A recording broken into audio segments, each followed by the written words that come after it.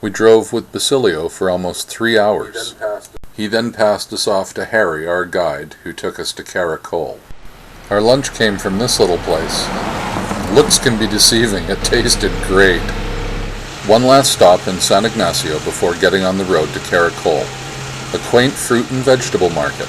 The size of the outdoor area was quite large and would have supported a lot of vendors. We had stopped to pick up fresh fruit for our trip.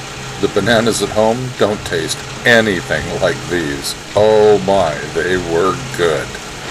San Ignacio and its sister town of Santa Elena were divided by the Hawksworth Bridge.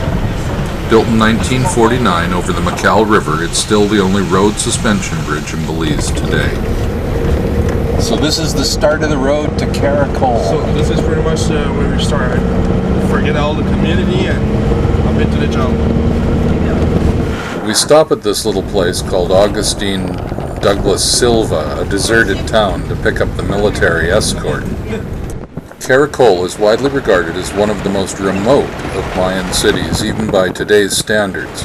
It has taken us almost 2 hours into the jungle by four-wheel drive to get here. And in the rainy season, the roads are impassable even for experienced guides. Estimates say that Caracol covered 55 square miles at the height of its dominion in 700 AD and contained some 36,000 stone buildings. What you see in the map is just the downtown core, and we'll only be visiting a portion today.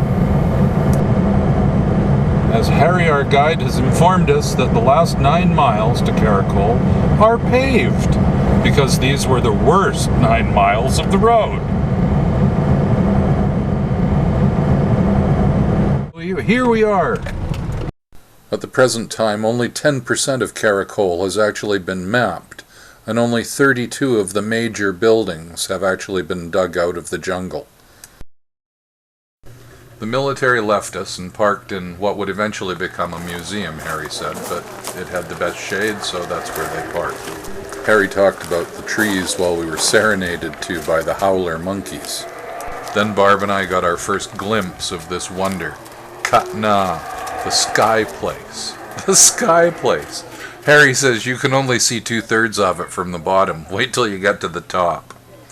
Turns out it's 141 feet tall and is the tallest Mayan building in Belize.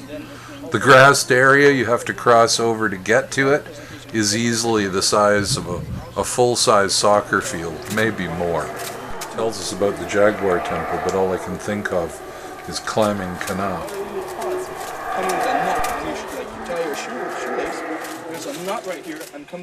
Finally, Heri finishes telling us about the Jaguar Temple, and we're able to look across the field at the grand staircase and contemplate that great climb that we have ahead of us. When the resident howler monkeys quiet down, you can hear the many different types of jungle birds that are here.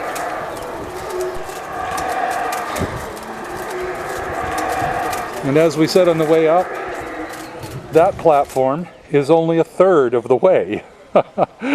There's another flight of stairs below us.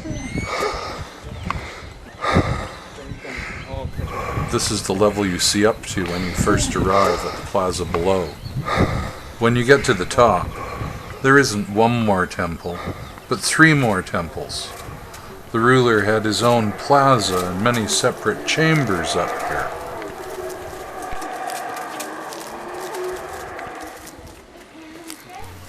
Quite an elaborate court is still visible.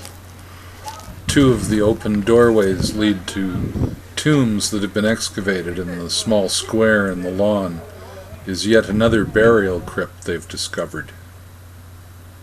The view from the very top of this building is nothing but spectacular. The littlest one at Lamanai, the Mass Temple at Lamanai. Yeah, yeah. And I went up to the back stairs, okay?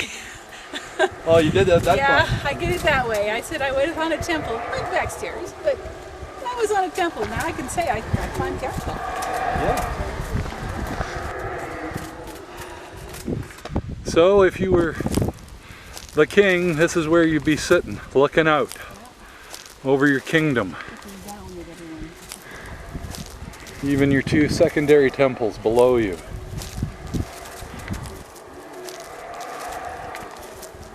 Your private court.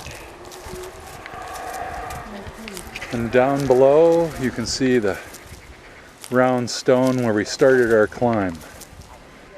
And the mask across the way. Incredible. We venture back down the staircases and across the plaza, through the forest past a smaller temple, into a ball court where we take a break. Barb looks down and there's a shard on the ground. Just amazing. Through another set of trees and across another vast opening to yet another set of temples. Harry says we're approaching the back of the observatory.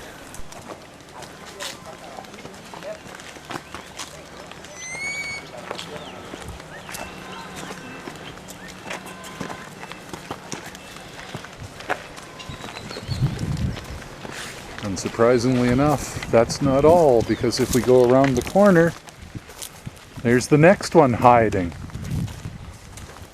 As we wandered through this great city, Harry reminded us that Cana was in the B group, actually building B18. We were now looking at the A group, a group of only 6 buildings. These 4 sat in a perfect square, north, east, west, south. This was an active dig site, although we didn't see any archaeologists at this particular time. The last building, the observatory, was actually referred to on the map as the building with the wooden lintel. As you can see, 2 have been replaced, but the other 3 are the original termite-eaten wood. One of the smaller structures viewed through one of the windows. One of the stelae that were found on top of the buildings were carried up these ramps, which were later hidden by construction, and very rare to be found in this condition. When you're waiting for the silly tourists, stand in the shade.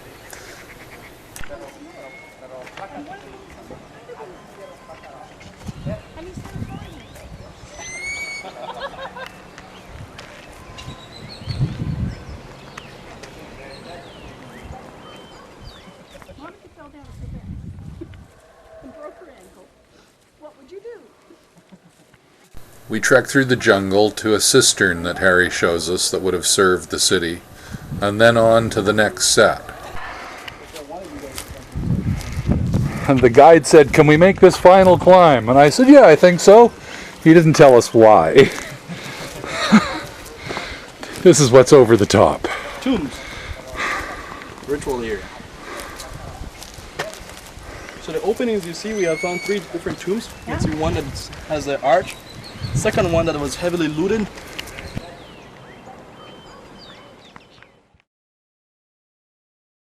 Wooden lintels and the steps. Right. Yeah. You can see the faces with the headdresses, different figurines of birds. You can see the beaks of birds, different creatures. Okay. So this is a real nice detail, and this is a date right here. And this is for the tape, but these are all the real things. These aren't fakes. Yes, these are original. Yeah. Well, look at the detail that exists on this by itself. And this was carved how many years ago? These date to around 600 AD. They have, we have this one around 800 BC. We have this 651 AD. 651 and then 562 AD. Right here. Okay. So we have different periods. Okay.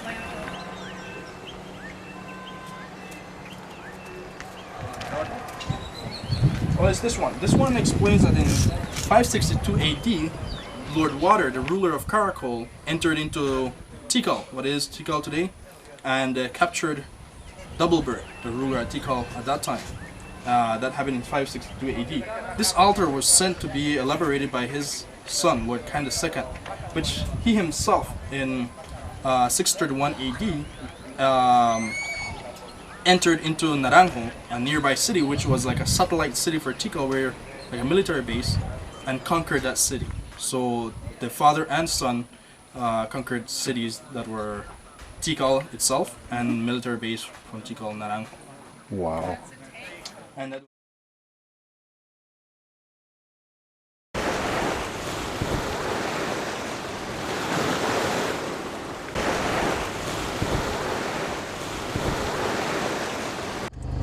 Yeah, that's the brown jay. The brown jay. Yeah, that's a brown jay. You guys have their. We have a cousins. blue jay. Yeah. and you hear those guys? Those are howler man. Oh, yeah.